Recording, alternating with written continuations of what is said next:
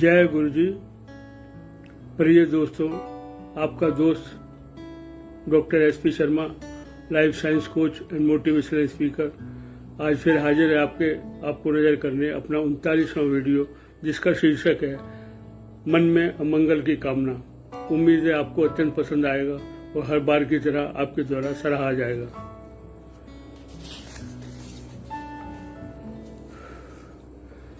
जय गुरु जी। मन के उद्गार, जीवन में प्रेरणा का एक प्रयास, मन में अमंगल की कामना। दोस्तों, आज हम बात करेंगे जीवन में हमेशा अमंगल होने की आशंका पाले रखने वाले बहुत से लोगों को, जो अपने मन में ये विचार पाले घूमते हैं कि आज जो कुछ न कुछ बुरा होने वाला है। यह आदमी की एक नेगेटिव मानसिकता है, जिसमें वह इतना जकड़ चुका है कि शायद ही वह इससे मुक्त हो पाए। बहुत से राजा महाराजा को ये आशंका रहती थी कि उन्हें भोजन में कोई जहर ना दे दे, इसलिए वे इसके लिए नौकर चाकर रसोइये रखते थे और जो खाने से पहले चखते थे तब राजा को खाने के लिए दिया जाता था। रूस का जार निकोलस और तुर्की का सुल्तान ऐसे ही शासक थे। लेकिन ये सही है कि आज भी लोग कई ना कोई वहम पाल रखे हैं, हालांकि वे ये भी नहीं जानते कि किस चीज से डर रहे हैं, पर डरते जरूर हैं। किसी भावी विपदा या विनाश का भय उनके चारों ओर मंडराता रहता है। जैसे कोई कहता है मेरी दाहिनी आंख फड़क रही है, कुछ न कुछ बुरा जरूर होगा, पर क्या होगा यह उसे भी नहीं मालूम। पर कोई रोग, मौत, पारिवारिक कलह, एक्सीडेंट इत्यादि पर कुछ न कुछ होगा जरूर। मेरा एक बड़ा पुराना मित्र है, वह जब भी मिलता है युद्ध, अकाल और संकट की बातें करता है। जैसे देख लेना, दिसंबर तक गेहूं नहीं होगा, लोग भूखे मरेंगे, फरवरी तक बहुत बड़ा तूफान आने वाला है, हजारों लोग तबाह हो जाएंगे, हजारों के घर उजड़ जाएंगे, भूखों मरने की नौबत आ जाएगी, देश की आर्थिक मंदी की कगार पर लोग मई तक ऐसे त्रस्त और भयभीत हो जाएंगे कि भूखे मरने की नौबत आ जाएगी, युवा नौकरी के लिए मारा मारा फिरेगा, आदि आदि। इसके अलावा व्यक्तिगत चिंताएं, जैसे मेरी माँ 4 धाम की यात्रा को गई है, कहीं ट्रेन में एक्सीडेंट ना हो जाए, केदारनाथ की चढ़ाई करते समय कहीं उनका पैर फिसल ना जाए, वह मर भी सकती है, आदि आदि निर्मूल आशंकाओं को दिमाग में पाले रहता है, जबकि उसकी एक भी भविष्यवाणी आज तक सही नहीं हुई है। आप जरा गौर फरमाइए, कहीं आप मेरे ऐसे मित्र जैसे तो नहीं है। मैं जितने भी लोगों को जानता हूँ, उन्हें किसी न किसी अमंगल की चिंता रात और दिन सताया करती है। अनुमान है कि भय की 5000 से अधिक किस्में हैं। दरअसल भय का दानव चिंता, क्रोध, ईर्ष्या, कायरता, लोभ, लालच और असहिष्णुता के विभिन्न रूप धरकर हम में से अधिकांश आदमियों की जिंदगियों को विक्षिप्त और पंगु बना रहा है। डर मानव जाति का सबसे बड़ा शत्रु है, जिसने इतने लोगों को असफल, कायर, बोना और बेकार बना दिया है, जिससे वे हत्याएं और आत्महत्याएं कर बैठे हैं। शायद ही किसी चीज से ना हो, बल्कि इससे हो रही है। वास्तव में भय एक भ्रम मात्र है। इसका अस्तित्व बुलबुले ये एक बच्चे के गुब्बारे से अधिक नहीं है। ये देखने में कितना भी भयंकर हो, पर साहस और सहज बुद्धि के उपयोग मात्र से नष्ट हो जाएगा। इस सब के बावजूद लोग जन्म मरण से भय के साए में जीवन भर बिताते रहते हैं। 10 में से 9 व्यक्ति हमेशा रोग, अभाव, दुर्घटना अथवा असफलता के भय से हमेशा परेशान रहते हैं। हजारों स्वस्थ व्यक्ति तरह तरह की बीमारियों का हौवा पाल लेते हैं और वे इसी वहम में चल बसते हैं। मालूम नहीं कि भय का रोग दिमाग के किस कीट अथवा सेल में फौरी तब्दीली के कारण फैलता है, पर देखा गया है कि यह तूफान की तरह छा जाता है। जन साधारण इसमें प्रभाव से पागल होकर घृणित कार्य करते हैं, जिसके लिए वे जिम्मेदार नहीं होते।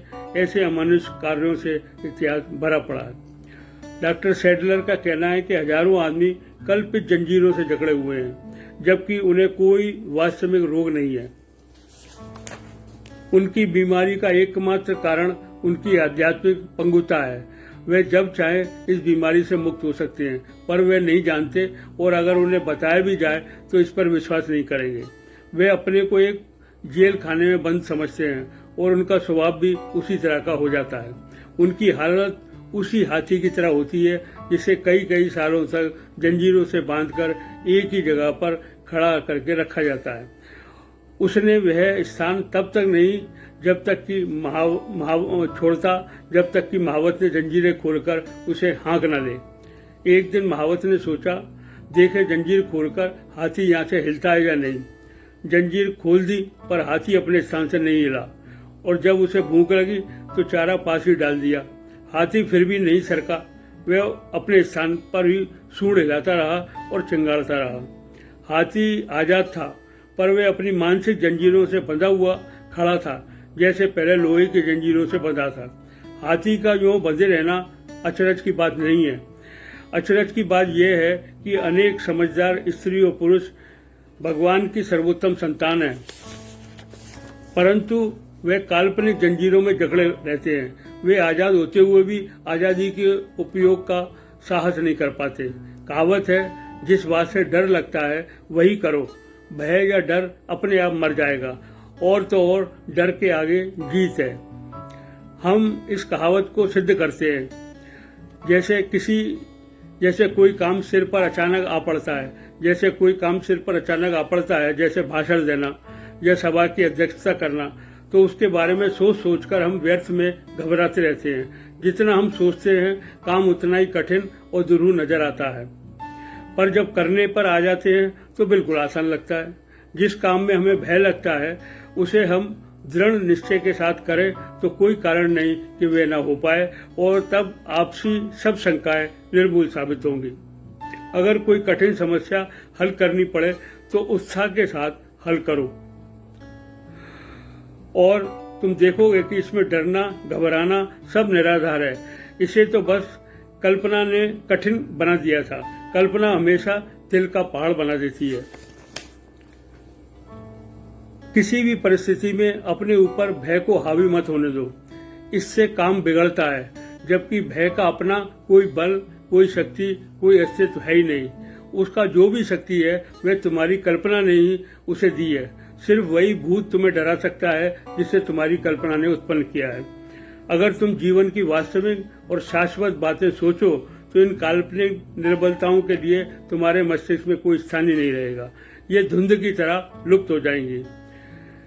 इसीलिए कहा गया है, where there is a will there is a way. So दोस्तों, इस काल्पनिक डर की विभीषिका से अपने को मुक्त करो और मुक्त जीवन जियो। जीवन चिंता, फिकर, डर या भय में जीने का नाम नहीं है। वह इससे बहुत आगे है, और इसको पहचानो, अपने अंदर झांको और उन अद्भुत दिव्य शक्तियों को पहचानो जो परवरदिगार ने आपकी झोली में बेपनाह डाली हैं। उनको अपना हथियार बनाओ और इन कल्पनाओं के भय और डर की जंजीरों को उखाड़ फेंको। तुम्हारा जन्म यूं ही डर कर बिताने के लिए नहीं हुआ। ईश्वर ने हर बंदे को कुछ न कुछ स्पेशल काम करने को इस जहां में भेजा है। उसे गहराई से विचार करो, फिर ये मान लो और ठान लो कि दुनिया तुम्हारे कदमों में लेटेगी, बशर्ते कि तुम मशाल लेकर आगे आगे चलने वालों में हो। इस दिव्य रोशनी में तुम्हारा रास्ता खुद ब खुद दिखता जाएगा, और कब मंजिल पर पहुंच जाओगे पता भी नहीं चलेगा। जब लोग तुम्हारे नाम की जय जयकार कर रहे होंगे, यही है ऊपर वाले का गणित। जिसकी समझ में आ गया वो जिंदगी का गुणा भाग जान गया और बच्चों का खेल समझने लगा। एक बात तो निश्चित है और अटल है, सत्य है कि जीत उन्हीं की होती है जो सिर्फ जीत के लिए लड़ते हैं, जो हार का सवाल ही पैदा नहीं उठता। वह तभी हो सकती है जब आपके दिलो दिमाग पर कोई भय, निराशा या असफलता का होवा ना बैठा हो। अगर इनको ना छोड़ पाए तो जीत की कामना तो दूर, असफलता भी वर्ण करने में डरेगी, क्योंकि असफलता भी उन्हीं का वर्ण करती है जो बहादुर हों। डरपोक और कायरों को तो वह भी धिक्कारती है। इसलिए न डरो न मरो, बल्कि आगे आगे बढ़ो। जीवन है जीने का नाम, बढ़ते रहो सुबह शाम, यही है आज का पैगाम। और गाड़ते रहो सफलता के झंडे यहाँ भी और वहाँ भी। दोस्तों, मन में अमंगल की कामना पर 2 शब्द बयां करता हूँ, कुछ इस तरह गौर फरमाइए। मंगल को मंगल समझे बंदे, ना कर भूल अमंगल की। यही है जीवन संदेश तेरे वास्ते, तेरे जीवन में जीत के वास्ते। जैसा सोचोगे वैसा बन जाओगे, सोचोगे अमंगल तो मंगल कहाँ से पाओगे। रखो जज्बा जीत का हर बार, फिर हार का मुंह क्यों देख पाओगे। हर तरफ हो रहा है मंगल का गुणगान, फिर हम क्यों गाएं गीत अमंगल के। गर्व बनना है मिसाल औरों के लिए, तो थामे रखो हरदम दामन मंगल का। मंगल है तो जीवन दंगल है, वरना अमंगल में क्या खाक जंगल है।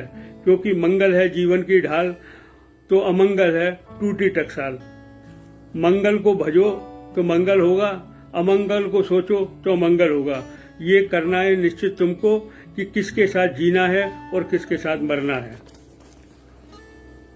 जीत हो या हार ना डरो मेरे यार, जीवन तो है खेल सांप सीढ़ी का। कभी सीढ़ी जीती तो कभी सांप। सोचोगे भला सबका, तेरा भला कोई रोक ना पाएगा। मिलेगी सौगात दुआओं की और जीवन सवर सवर जाएगा। मन में बंदे कुछ भी ठान ले, फिर उसको दिल से मान ले। फिर चल लक्ष्य की ओर बिना रुके बिना थके, फिर जीत तुम्हारी पक्की, क्योंकि यही है रब की मर्जी। चाहे आए कितने भी आंधी और तूफान, तुझे नहीं घबराना किसी अमंगल से। तेरे पास है ताकत उस मंगल की, जिसको ना हरा पाएगी ताकत अमंगल की। छोड़ो मंगल और अमंगल की हेर फेर, रहो मग्न हमेशा मंगल ही मंगल में। गर हो रहा है होगा कभी अमंगल भी, बदल जाएगा ये भी अमंगल से मंगल। अब तो समझ गए होंगे ताकत मंगल की, फिर अब बंद करो रोना धोना अमंगल का। क्योंकि दुख भरे दिन बीते रे भैया, अब अमंगल गयो रे और मंगल आयो रे। दोस्तों यहीं पर अब मैं वाणी को विश्राम देता हूँ। धन्यवाद। अब आपसे बिछुड़ने का फिर समय आ चुका है और कल फिर मिलेंगे एक नई वीडियो के साथ, देने आपके जीवन में नया प्रेरणा का संदेश, जो शायद ला सके कुछ सकारात्मक बदलाव आपकी जीवन शैली में। शुभ रात्रि, शब्बा खैर, पुनः धन्यवाद।